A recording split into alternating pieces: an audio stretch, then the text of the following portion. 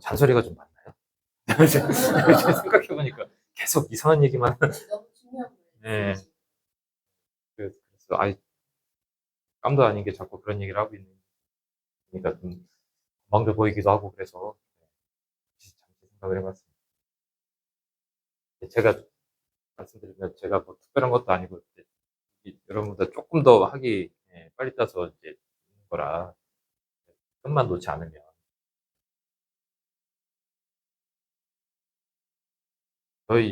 제가 이제 ISO 이제 심사도 하고 다니는데, 이중원에 작년에 박사학위 받으신 분이 계세요. 72살이세요. 네. 여기 쓰시는 거 좀 똑같이 쓰시고 학위 따셨더라고요. 그냥 물어봤죠. 아니, 어르신이라고 하는데, 뭐, 바쁘신데,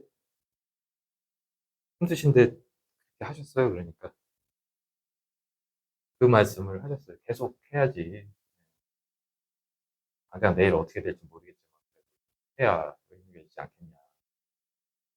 세상도 계속 바뀌고 하는데, 저도 많은 충격을 받고,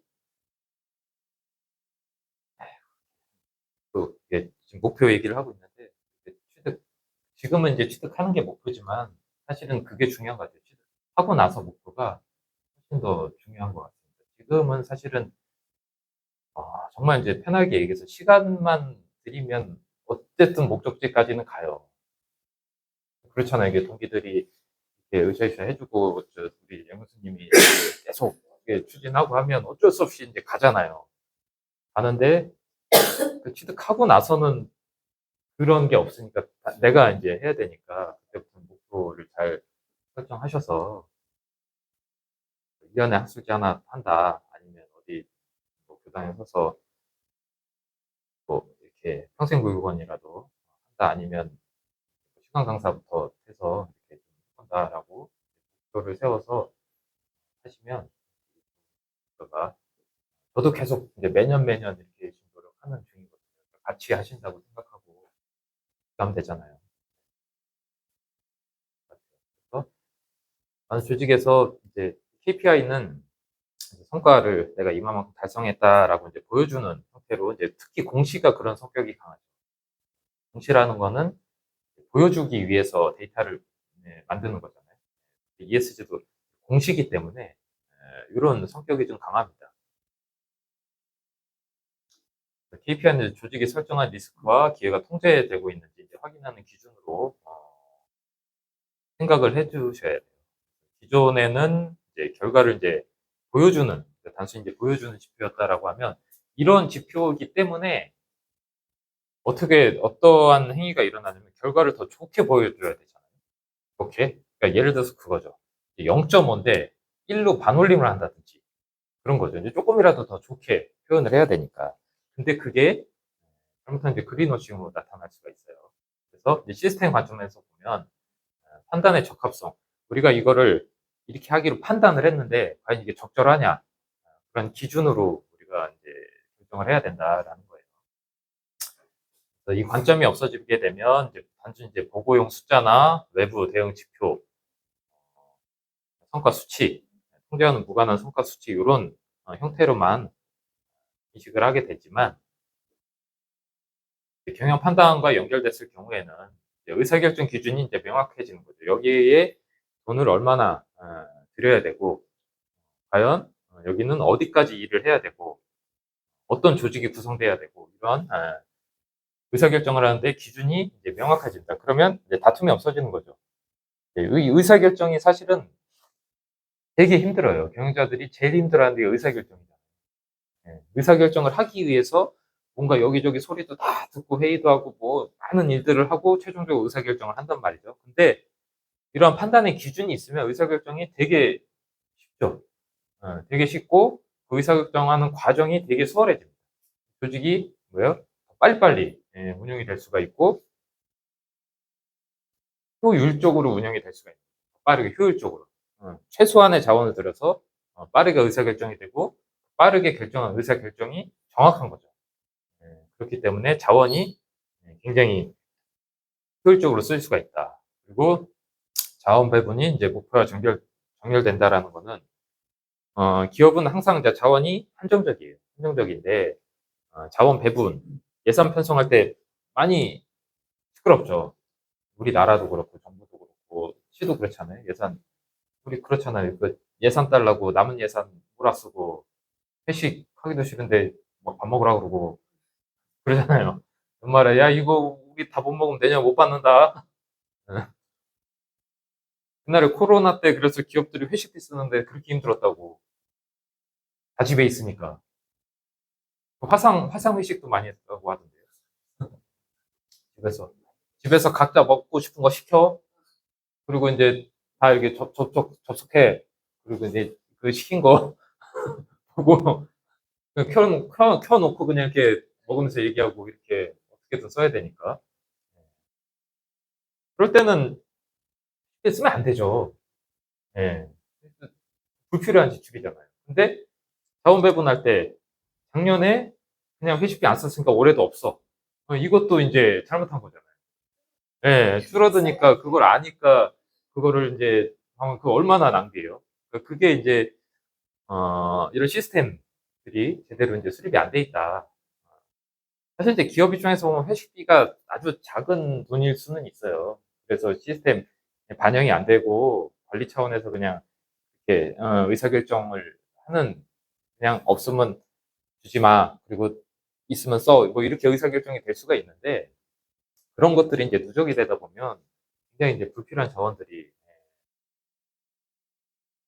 소모가 되는 거죠. 실행 결과가 다음 판단에 이제 반영이 되죠. 이제 실행 결과가 나서 목표가 있으니까 KPI가 있으니까 이게 됐다 안 됐다라고 이제 결정이 되잖아요.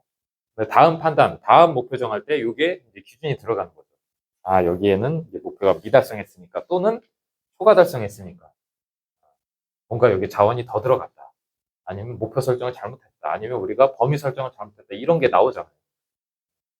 단순히 지금은 이게 요 상태면 목표가 달성이 됐다 안 됐다라고 해서 안 됐으면 그냥 문책하고 됐으면 칭찬하고 이렇게 되는 데가 많을 거예요. 됐으면 인사고가 높게 주고 안 됐으면 인사고가 낮게 주고 그게 왜 그렇게 됐는지 들여다보질 않는 거죠. 예. 왜 낮은지 여기가 왜 낮은지 낮으니까 너 내년에 열심히 해 이게 이렇게 되면 PCA가 돌아가는 게 아니고 PD, PD 이것만 되는 거예요. 계획 세고 실행하고 계획 세고 실행하고 그러면 여기는 근본적인 문제가 자원인데 원인이 성과 평가하고 개선이 안 돼서 자원이 안 들어가면 여기는 계속 못하는 거예요. 그런 형태가 아마 조직에서 많이 발생을 할 수 있을 거예요. 그렇지 않나요? 우리 목표 달성 못하면 인사고가 적게 받고 진짜 사람이 없어서 못한 건데 그런 억울한 경우가 있죠. 근데 우리 이거 사람 없어서 못했어요라고 해서 사람이 충원되고 그러진 않죠. 그러니까 그게 이제 가장 근본적인 문제거든요. PDCA가 안 돌아가는 조직은 굉장히 자원을 비효율적으로 쓰고 그러면 그 계획 세운 걸 달성하기 위해서 이 사람은 굉장히 일하는데 되게 엄청 잘하는 사람이잖아요. 그나마 없는 자원으로 선방하는데 그럼 계속 인사고과가 안 좋아요. 그러면 어떻게 해요? 이 사람들 다 다른 데 가죠.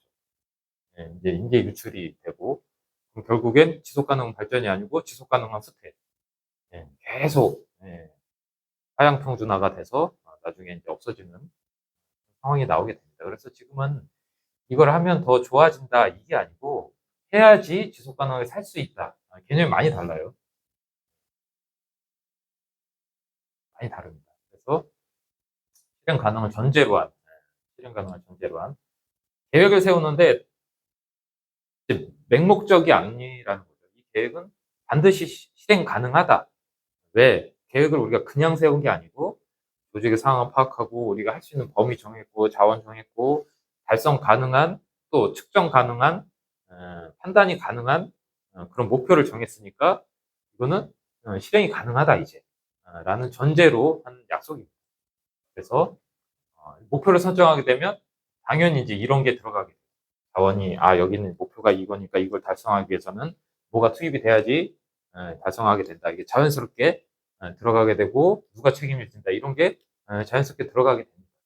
근데 요거 없이 그냥 목표만 수립이 되는 사례들이 상당히 많이 있어요. 그래서 억울한 일을 당하는 근로자들 지금 이제 연쇄 반응이에요. 그러면 이제 그 근로자들이 인권 문제라고 이제 뭐 하고 이제 노동 문제라고 하고 그러면 또 이미지 안 좋아지고 뭐 이제 일파만파 커지고 지금 연쇄 작용이기 때문에 그렇게 실행 가능한 전제로 들어가야 된다. 그래서 이 세 요소하고 이제 연결되지 않은 목표는 이제 구조적으로 실행될 수 없는 목표다. 막연한 목표들이 많아요, 사실은. 특히 ESG 측면에서 친환경 사업장을 만들자. 그런 목표들을 너무 많이 봤어요. 우리는 환경을 생각하는 기업이다. 그건 이제 목표가 아니고 방침이죠, 방침. 리더의 방침이고, 이제 환경을 생각하는 기업이 되기 위해서는 우리는 폐기물을 10% 절감하겠다. 요게 목표예요. 10% 절감하겠다. 아니면 뭐 생태계 보존을 위해서 영업이익의 뭐 5%를 쓰겠다. 뭐 이런 게 목표예요. 실현 가능한 거. 나무 100그루를 심겠다. 네? 근데 그런 게 없죠. 목표를 이제 이렇게 실무적으로 아주 디테일하게 해놓습니다. 그래야지만 목표가 설정이 돼야지 이제 자원 재배치를 이제 요구할 수 있는 그런 명분이 되죠. 목표가 설정이 돼야지 뭐 우리가 지금 현재 이런데 이거 없어서 이 설정된 목표 못합니다. 명분이 될 수가 있어요. EX 목표가 실패하는 원인은 이제 열심히 안 해서 달성 못한 거 아니냐? 지금까지는 그랬어요. 근데 사실은 이제 구조적인 문제죠. 이제 조직은 개인이 운영하는 게 아니기 때문에 개인은 그 조직에 속한 그 프로세스의 아주 일부분이에요. 네? 이게 이제 원활히 돌아가서 이게 안 돌아가서 목표를 달성 못했다? 안 돌아가는 이유를 찾아야 되죠. 찾아야 되는데 이제 리스크 정의, 우리가 앞서 얘기한 뭐 환경 리스크, 인권 리스크, 여러 가지 연쇄 반응이 작용하는 그런 리스크가 뭔지 정확하게 정의를 안 한 거예요. 그러니까 처음 시작부터 잘못됐다라는 거죠. 목표 선정이 잘못됐다. 우리가 리스크가 뭔지 알아야지 우리의 목표를 설정할 수가 있는데 리스크는 다 배제하고 그냥 임의대로 이제 목표를 설정을 했다라고 하면 그게 정확하게 이제 실행이 안 되겠죠. 그리고 이제 선언적 아까 얘기한 뭐 친환경 사업장 만들자 이런 선언하는 거 KPI하고 전혀 연관이 되지 않아요. 목표는 친환경 사업장을 만들자 이게 목표인데 KPI는 뭐 안전사고 발생 10% 전혀 다르죠. 연결이 되지 않아요. 그러면 뭐 똑같죠. 돈 안 들어가고 실행 안 하고 단순히 수치로만 존재하고 또 목표 변경 불가능한 구조. 목표는 다들 오해하시는 게 기업에서 오해하시는 게 보통 연말 또는 연초에 목표 수립하잖아요. 우리 기업 회사 목표는 올해 매출 얼마 할 거고 환경적으로 올해 폐기물 얼마 줄일 거고 이렇게 잡아요. 1년 동안. 근데 한 3월 정도 됐어요. 3월 정도 됐는데 뭔가 이게 내가 우리가 통제 범위는 여기까지 정해놨는데 통제할 수 없는 곳에서 문제가 일어났어요. 예를 들어서 뭐 폐기물, 뭐 에너지 사용 뭐 10%뭐 이런 걸 정해놨는데 뭔가 재난이 발생하고 뭐 국지성 호우 때문에 피해를 입고 그래서 뭐 에너지를 더 썼다. 이건 내가 통제를 못한 거잖아요. 내가 잘못해서 그런 게 아니잖아요. 외부 요인. 그러면 목표가 바뀌어야 되죠. 이미 이제 3월인데 목표를 미달성했어요. 그러면 이제 9개월이 남았잖아요. 근데 나는 담당자야. 목표가 안 바뀌면 어차피 올해 끝났어요. 저는 아무것도 안 합니다. 뭐 하러요? 어차피 끝났는데. 어차피 지금 인사고과가 D인데, 우리 회사의 최고 낮은 등급이 D인데, 할 필요가 없잖아요. 이미 나는 아무리 열심히 해도 이제 D예요. 그러면 해요? 안 하잖아요. 예. 그러면 그 팀이 5명이다. 그럼 그 인건비, 그리고 그 팀과 연관된 여기서 아웃풋을 내줘야 저 팀이 뭔가 할 수가 있잖아요. 이게 단독으로만 하는 게 아니잖아요. 다 상호 보완적이잖아요. 그럼 이 팀에서 열심히 안 하고 다른 팀 다 영향을 받아요. 그렇잖아요. 우리 그 편의점 쪽에서도 만약 매출 목표가 얼마다라고 했는데 지금 이게 지금 커피처럼 뭔가 사회적인 이슈가 터졌어요. 그 달성을 못 해요. 어떻게 해도.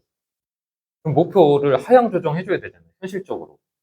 근데 그걸 안 해주면 자원이 굉장히 이제 비효율적으로 쓰인다라는 얘기죠. 그래서 요즘 기업들 보면 목표 모니터링이라고 해서 반년에 한 번 또는 정말 이제 열심히 할 때는 뭐 매달 뭐 이렇게 체크하는 데도 있어요. 이게 진짜 지금 현재 우리가 통제 가능한 범위 내에서 달성하는 할 수 있는 거냐, 뭔가 외부적으로 특히 이제 뭐 영업이익 몇 프로 지금 뭐 환율 이런 것 때문에 막 난리 나잖아요.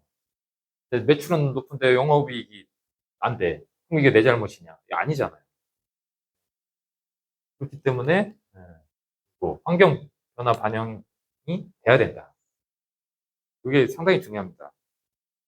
이렇게 이제 새는 자원이 많아지고 그러면 이제 결국에 이제 우리 지적 재산이 다 유출이 되기 때문에 우리로서 굉장히 지속적으로 굉장히 불리한 위치에 놓일 수밖에 없다라는 게 분명히 되죠.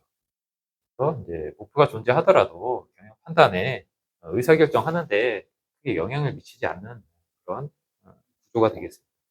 그게 지금 현재 많은 대다수의 기업들이 아직도 이제 그렇게 하고 있어요. 이게 안타까운데 워크숍 같은 거 가잖아요. 근데 이게 언제부터 생긴 전통인지 모르겠는데 꼭 연말에 워크숍을 가요. 그래서 거기서 목표를 정해요. 워크숍을 안 가면 목표를 안 바꾸는 건지 알고 있어요. 야, 목표 좀 바꾸자고. 아, 워크숍 가야 되잖아. 그게 지금 웃으면서 얘기하지만 진짜 그 회사 시스템들이 다 그래요. 예. 정말 우리가 생각하지도 못한 그런 것들 때문에 이런 근본적인 걸 못 바꾸고 있어서 그러면 기업 그 대표 입장에서는 목표 한번 바꾸는데 워크숍하고 뭐 부대 비용이 엄청나게 들어요. 꼭 그렇게 해야만 하나? 아, 바꾸지 마, 그냥 해. 뭐 이런 경우도 있어요. 그게 제3자가 볼 때는 보이는데 그 조직 안에 있으면 안 보여요. 예, 이게 혁신이 필요한 부분인데 이제 목표를 변경한다라는 거는 우리가 뭔가 잘못해서 그것도 목표 수립을 잘못해서 뭔가 잘못해서 또는 일을 잘못해서 변경을 해야 되는 거 아니냐라고 그런 인식이 크기 때문에 사실 목표 변경이 어려운 거거든요. 근데 사실은 그게 이렇게 인식이 돼야 돼요. 이게 정상적인 이게 우리가 일을 열심히 하고 우리가 잘 하고 있기 때문에 목표가 변경이 돼야 된다는 필요성을 인식하고 변경을 하는 거다라고 인식이 돼야 되는데 목표 변경을 못 한다, 목표 변경을 한다라는 거는 괜히 우리 인식이 그렇잖아요. 지금까지 우리가 교육 받아온 것도 그렇고 내가 수립한 목표를 바꿔야 돼. 뭔가 문제가 있다라고 판단해요. 제일 먼저 드는 생각이 나한테 뭐가 잘못이 있어서 내가 다음 달까지 5kg 찌기로 했는데 3kg만 쪄야 될 것 같아. 죄책감. 특히 우리 금연 담배 끊으셨죠? 금연 나 저기 뭐야 이제 금연하기로 했는데 한 달 정도 유지하고 있다가 하나 폈어요. 죄책감 엄청 나잖아요. 금주도 마찬가지고. 근데 그때 목표를 나는 한 달에 하나로 바꿔야 되겠다. 라고 하면 난 마음이 편해져요. 죄책감이 드는 게 아니고 이건 내가 애초에 달성하지 못할 목표였어. 너무 목표를 높게 잡았어요.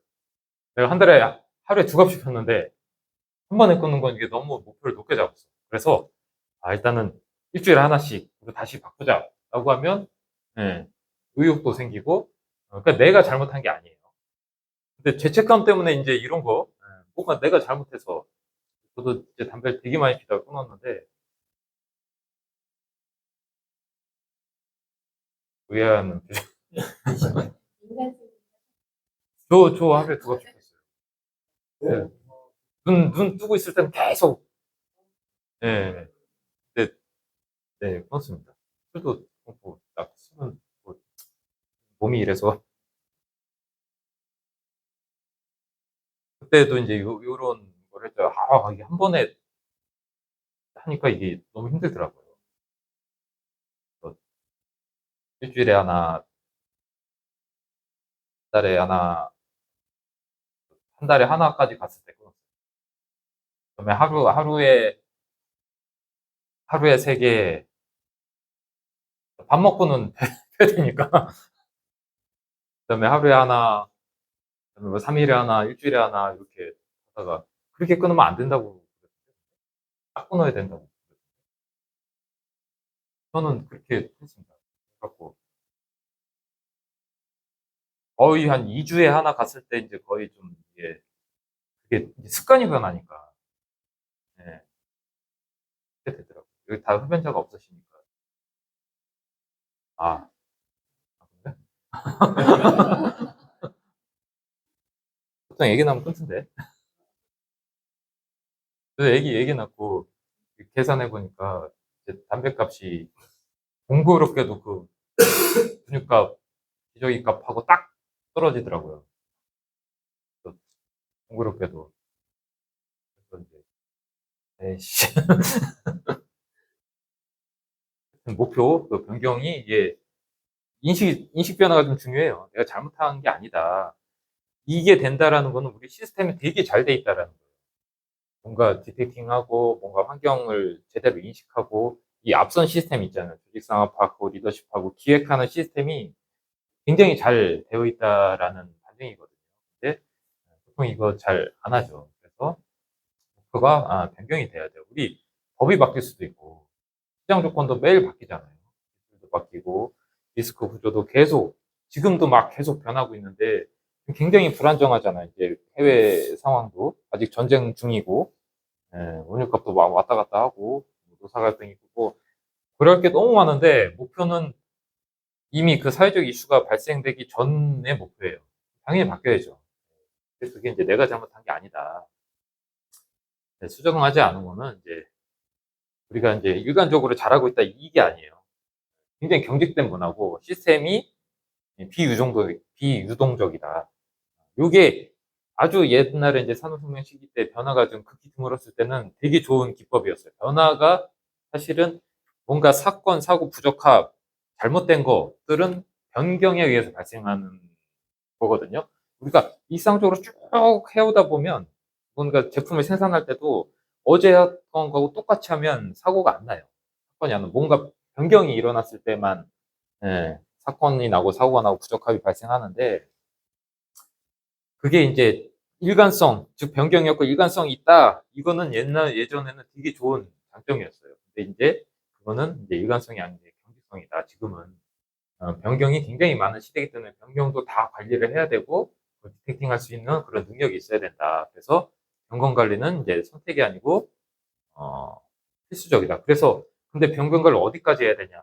어제하고 오늘하고 온도도 다르잖아. 이것도 변경인데 그래서 그런 것들은 목표하고 우리 조직에 뭐가 바뀌었을 때 영향을 미치더라.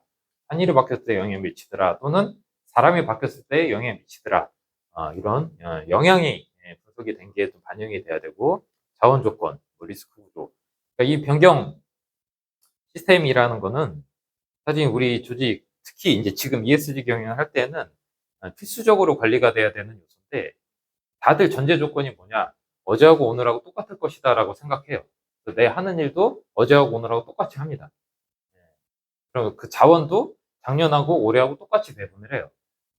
이게 가장 큰 문제죠. 지속 가능 발전을 하기 위해서는 대외적인 환경 변경이 되는 거, 내부적으로 변경이 되는 거 그런 것들을 이제 관리할 줄 알아야 된다. 그게 시스템으로 작용이 돼야 된다라는 거고 그 변경으로 인해서 우리 목표가 수정이 될 수 있어야 된다라는 게 시스템적으로 갖춰져야 된다라는 거죠. 그래야 지속 가능한 경영을 할 수가 있다. 그래서 기획 단계에서는 목표와 KPI가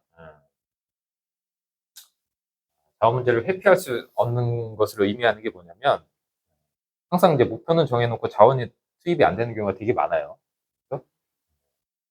목표가 정해지면 이런 것들이 당연히 고민하게 되죠. 아니, 이거 수행할 수 있는 우리 인력이 있나? 주주에서 목표 정했는데 이거 달성할 수 있는 그 예산은 있나? 이거 당연히 생각하게 되잖아요. 생각해 돼서 요거 없으면 어떻게 목표 수정해 달라. 수정이 돼야 된다. 수정이 달라가 아니고 조직에서 수정이 돼야 되죠. 또는 수정이 안 되면 요거를 투입을 해줘야 되고.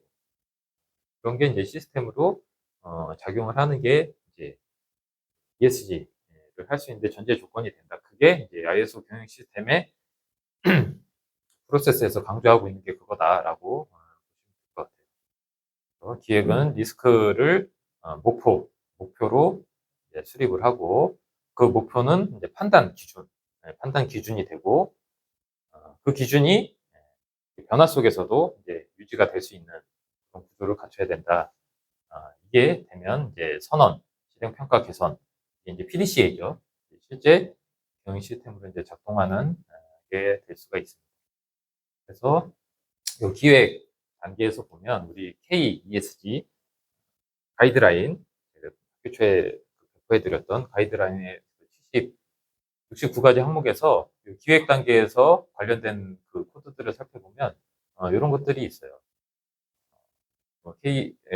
진단 항목에 핵심 이슈의 KPI가 설정이 돼 있느냐. 돼 있으면 여기 점수를 따겠죠. 점수를 따서 이게 다 돼 있으면 뭐 KESG 가이드라인으로 평가를 했을 때 ESG A 등급 이렇게 맞는 거예요.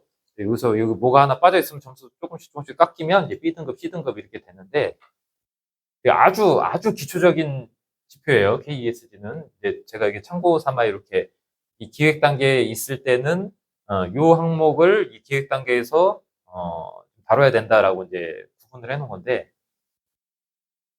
이게 이제 법은 아닙니다. 이제 제가 봤을 때 기획 단계에서는 요 정도 고민을 하면 될 것 같다. KPI 설립하고 환경 경영 목표 수립하고 이게 이제 2-1-1 이게 나오고 환경 이슈를 선언이 아닌 이제 측정 가능한 목표로 이제 전환을 하는 거고 사회 목표, 환경 목표, 사회 목표 그리고 온실가스 배출량 스코프 1, 2 이것도 이제 목표를 이제 설정하라라는 거죠. 그리고 재생 원자재 비율, 재생 에너지 사용 비율, 재사용 용수 비율 이렇게 다 비율이죠. 요게 목표가 설정이 돼야지만 요게 할 수가 있는 거죠. 그리고 대기오염 배출량 다 아웃풋에 관련된 거예요. 그리고 리스크 식별. 요 리스크 기후변화 중장기 리스크가 식별이 돼야지 요거를 또 할 수가 있잖아요. 생물 다양성 보존 전략 아까 우리 기획 인권 문제, 생물 다양성, 자연자본 항목을 다뤘었죠. 사회공헌, 정보체계, 정규직 비율, 여성 구성원 비율, 이런 거 보면 ESG 경영할 때 할 거 되게 많은 것 같죠. 여기서 이거 다 따져서 해야 되니까. 근데 이거는 되게 ESG 그 공식 표준에서 보면 중학교 정도의 수준이라고 보면 제일 많이 쓰는 표준의 한 3분의 1 정도밖에 들어가 있지 않은 거예요. KES. 네. 근데 이게 KES 장점은 뭐냐? 가이드라인 말 그대로 가이드가 될 수 있다라는 거죠. ESG를 처음 접하고 이게 뭔가 어느 정도 해야 되냐라는 거에 대해서 보면 성격은 다 똑같아요. 근데 여기서 이제 세부적으로 항목이 더 갈라지게 됩니다. 리스크 평가, 인권에 대한 리스크 말 그대로 이거죠. 우리 삼성전자 같은 경우는 이렇게 노사 갈등이 생기기 전에 그걸 리스크로 인식을 해서 생기기 전에 조치를 해야 되는 게 맞았죠. ESG. 그래서 요번에 삼성전자가 아마 ESG 등급을 이제 좀 ESG 등급 내려갈 거예요. 요 이제 이슈가 크게 발생을 했잖아요. ESG 등급이 내려간다라는 거는 예요? 글로벌 이제 투자금이 빠진다라는 영향이 굉장히 안 좋아지겠죠. 거기에다가 주주들이 소송을 해요. 그럼 그분들도 이제 해소하게 되면 빠지겠죠. 장기적으로 지금 되게 그러니까 이렇게 사회적으로 이슈가 되기 전에 미리 조치를 했으면 우리는 ESG 등급 선방할 수 있고 투자금은 그대로 유지를 할 수가 있었어요. 좀 아마 되게 지금 힘든 상황일 거예요. 등급이 낮아지는 순간 어차피 우리나라 뭐 국민연금 뭐 펀드야 삼성전자에서 이제 뭐 투자금을 빼진 않겠지만 블랙락이라든지 글로벌 투자 그룹들은 ESG 등급이 하락했다. 그럼 가차 없습니다. 네. 왜 우리 삼성전자가 글로벌적으로 보면 그렇게 큰 회사가 아니에요. 우리 S&P 500이 있잖아요. 네, 거기 들어가지도 못해요. 근데 그런 기업이 물론 반도체를 다루는 기업이긴 하지만 가장 단기간 내 수익을 많이 낼 수 있는 그런 기업이긴 하지만 ESG 등급이 하락했잖아요. TSMC나 하이닉스나 이런 데 투자를 하겠죠. 인권 문제 없는 데다. 그렇게 할 수가 있습니다. 6항에서는 항목들을 나열하는 게 아니고 ESG 이슈, 목표 지수 리스크 이거를 어떻게 관리할 건지 그리고 그거를 측정 가능하게 판단 가능한 구조로 수립을 할 건지 이런 게 선행이 돼야지 이제 뒤에서 얘기할 이제 자원 배분이라든지 자원이 배분이 되고 나면 운영을 한다든지 그리고 성과 평가를 한다든지 그리고 개선을 한다든지 그런 것들이 자연스럽게 연결이 될 수가 있습니다. 여기에서 이게 그 KPI나 목표가 수립이 되지 않으면 그 뒤에 과정이 아무 의미가 없어요. 실행은 하지만 성과 평가도 안 되고 이게 잘했는지 못했는지 그리고 뭐가 부족한지 그 다음 계획을 어떻게 세워야 되는지 그게 전혀 안 된다. 그래서 기획 단계에서는 측정 판단 조정이 가능하도록 이제 경영, 변수, 의사결정, 판단 기준으로 우리가 수립을 하는 게 가장 중요한 핵심이라고 생각을 해주시면 될 것 같아요. 그 다음에 이제 그 기획을 하게 되면 이제 자원, 지원이라는 단계, 자원을 수입하는 단계가 있는데 이건 다음 시간에 할게요. 새로운 챕터니까 원래 30분에 끝나서 10분만 일찍 아니시면 더 말씀을 신호를 주셔야 아까도 신호를 안 주셔가지고